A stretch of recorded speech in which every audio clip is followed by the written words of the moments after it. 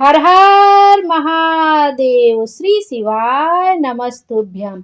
ओम सम शनिचराय नमः।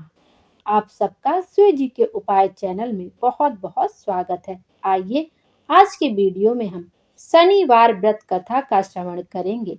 शनिवार का दिन भगवान शनि देव का दिन होता है। शनिवार के दिन व्रत करके पूजन करने के बाद शनिवार व्रत कथा का श्रवण अवश्य करना चाहिए। उसके बाद शनि देव की आरती करनी चाहिए। शनिवार के दिन प्रदोष काल में पीपल के वृक्ष के नीचे सरसों के तेल का दीपक अवश्य प्रज्वलित करना चाहिए। इससे जिनके जीवन में आर्थिक तंगी बनी रहती है, शनि दोष रहता है, वह सब समाप्त होता है और जीवन में खुशियां ही खुशियां आती है। साथ ही आप जो सरसों का तेल का दीपक प्रज्वलित कर रहे हैं शनिदेव के सामने, उसमें आप थोड़ा सा काला तिल भी डाल सकते हैं। शनिदेव की प्रतिमा स्थापित करके आप घर में शनिदेव का पूजन कर सकते हैं या पीपल के वृक्ष के नीचे भी जाकर आप पूजन कर सकते हैं। आइए अब शनिवार व्रत कथा का श्रवण करते हैं। एक समय सूर्य, चंद्रमा, मंगल, बुध, बृहस्पति, शुक्र, शनि, राहु और केतु इन 9 ग्रहों में विवाद हो गया कि हम में सबसे बड़ा कौन है। जब आपस में कोई निश्चय ना हो सका तो सब देवराज इंद्र के पास गए और कहने लगे कि आप सब देवताओं के राजा हैं, इसलिए आप हमारा न्याय करके बताएं कि हम 9 ग्रहों में सबसे बड़ा कौन है।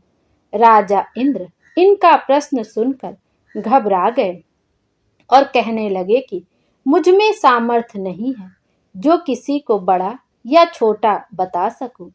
मैं अपने मुख से कुछ भी नहीं कह सकता।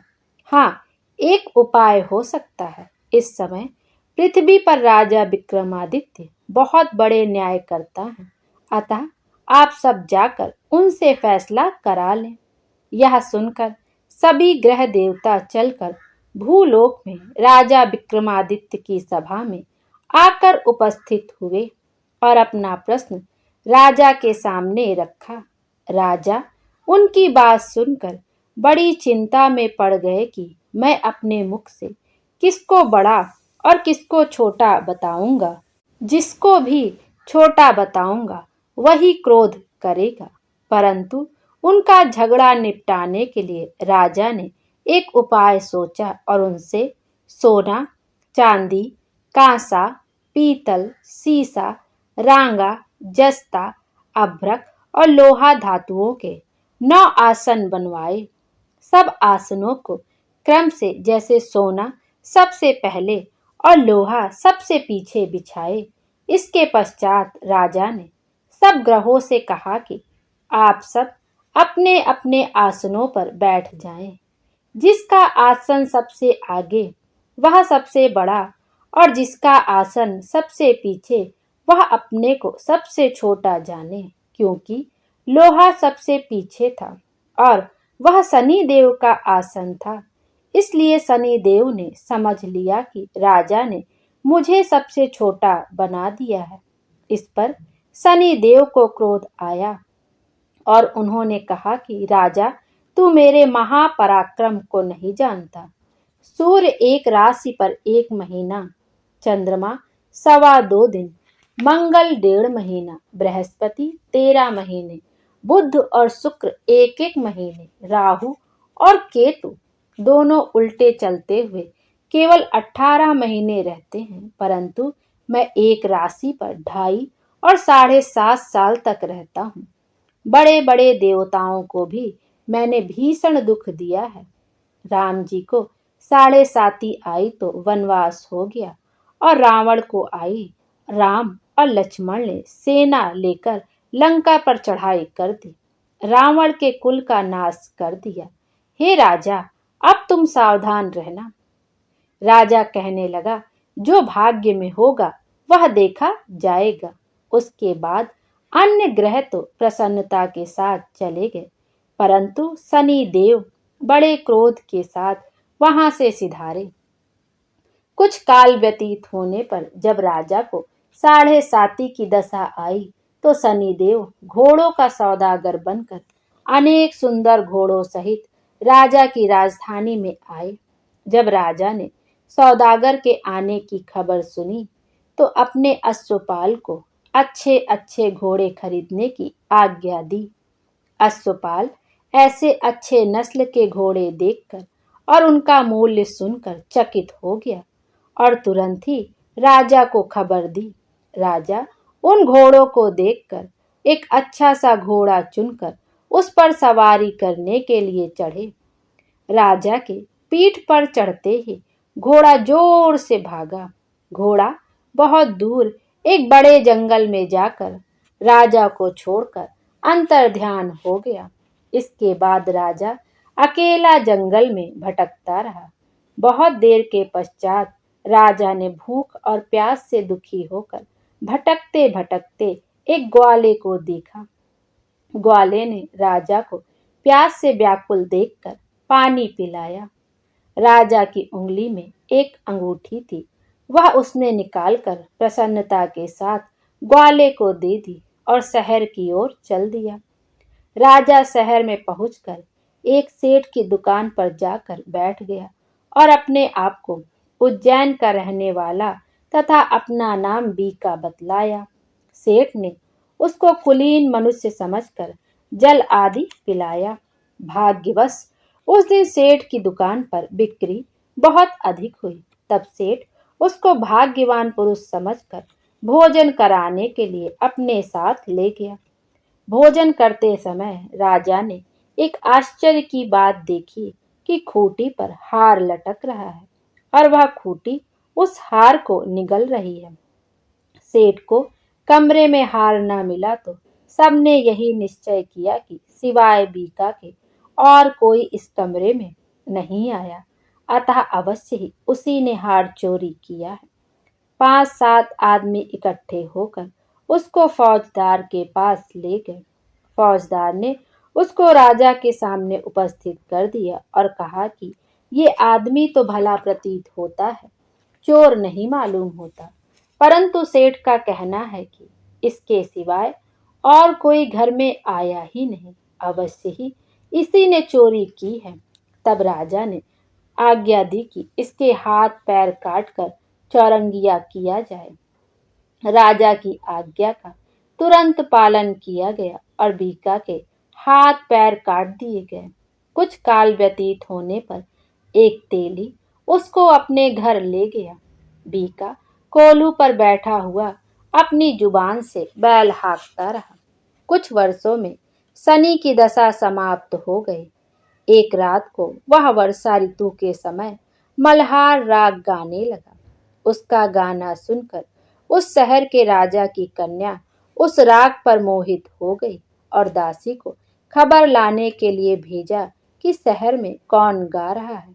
दासी सारे शहर में फिरती फिरती क्या देखती है कि एक तेली के घर में चौरंगिया राग गा रहा है। दासी ने महल में आकर राजकुमारी को सब वृतांत सुना दिया। बस उसी क्षण राजकुमारी ने यह प्रण कर लिया कि चाहे कुछ हो, मुझे इस चौरंगिया के साथ विवाह करना है। माता ने कहा, पगली, यह क्या बात कह रही है? तुझको किसी देश के बड़े राजा के साथ परणाया जाएगा। कन्या कहने लगी कि माताजी, मैं अपना प्रण कभी नहीं तोड़ूंगी। माता ने चिंतित होकर यह बात राजा को बताई। जब महाराज ने भी आकर यही समझाया कि मैं अभी देश देशांतर में अपने दूत भेजकर सुयोग्य, रूपवान एवं बड़े से बड़े गुणी राजकुमार के साथ तुम्हारा विवाह करूंगा, ऐसी बात तुमको कभी नहीं विचारनी चाहिए। कन्या ने कहा, पिताजी, मैं अपने प्राण त्याग दूंगी, परंतु दूसरे से विवाह नहीं करूंगी। इतना सुनकर राजा ने क्रोध से कहा, यदि तेरे भाग्य में ऐसा ही लिखा है तो जैसी तेरी इच्छा हो वैसा ही कर। राजा ने तेली को बुलाकर कहा कि तेरे घर में जो चौरंगिया है उसके साथ मैं अपनी कन्या का विवाह करना चाहता हूँ। अपने घर जाकर विवाह की तैयारी करो। राजा ने उसी समय राजकुमारी का विवाह चौरंगिया विक्रमादित्य के साथ कर दिया। रात्रि को शनिदेव ने विक्रमादित्य को स्वप्न दिया राजा, देखो, मुझको छोटा बतलाकर तुमने अपने जीवन में कितने दुख उठाए। राजा ने क्षमा मांगी। शनिदेव ने प्रसन्न होकर विक्रमादित्य को हाथ पैर वापस कर दिए। तब राजा ने कहा, महाराज, मेरी एक प्रार्थना और स्वीकार करें कि जैसा दुख आपने मुझे दिया ऐसा और किसी को ना दे। शनिदेव ने कहा कि तुम्हारी यह प्रार्थना स्वीकार है। जो मनुष्य मेरी कथा सुनेगा या कहेगा, उसको मेरी दशा में किसी भी प्रकार का दुख नहीं होगा, और जो नित्य ही मेरा ध्यान करेगा और चींटियों को आटा डालेगा, उसके सब मनोरथ पूर्ण होंगे। इतना कहकर शनिदेव महाराज अपने धाम को चले गए। राजकुमारी की आंख खुली और उसने अपने पति के हाथ पांव देखे तो उसे बड़ा आश्चर्य हुआ। राजा ने अपना समस्त हाल कहा कि मैं उज्जैन का राजा विक्रमादित्य हूँ। यह बात सुनकर राजकुमारी अत्यंत प्रसन्न हुई। प्रातःकाल राजकुमारी से उसकी सखियों ने पूछा तो उसने अपने पति का समस्त वृतांत कह सुनाया। सबने प्रसन्नता प्रकट की और कहा कि ईश्वर ने आपकी मनोकामना पूर्ण कर दी। जब उस सेठ ने यह सुना तो वह सेठ विक्रमादित्य के पास आया और उसके पैरों में गिरकर क्षमा मांगने लगा कि आप पर मैंने चोरी का दोष लगाया था, अतः आप मुझको जो चाहे दंड दें। राजा ने कहा, मुझ पर शनि देव का प्रकोप था, इसी कारण यह सब दुख मुझको प्राप्त हुआ। इसमें तुम्हारा कोई दोष नहीं। तुम अपने घर जाकर अपना कार्य करो। सेठ बोला, मुझे तभी शांति होगी जब आप मेरे घर चलकर प्रीतिपूर्वक भोजन करेंगे। राजा ने कहा कि जैसी आपकी मर्जी हो वैसा ही करें। सेठ ने अपने घर जाकर अनेक प्रकार के भोजन बनवाए और राजा विक्रमादित्य को प्रीति भोज दिया। जिस समय वे भोजन कर रहे थे, एक अत्यंत आश्चर्य की बात सबको दिखाई दी।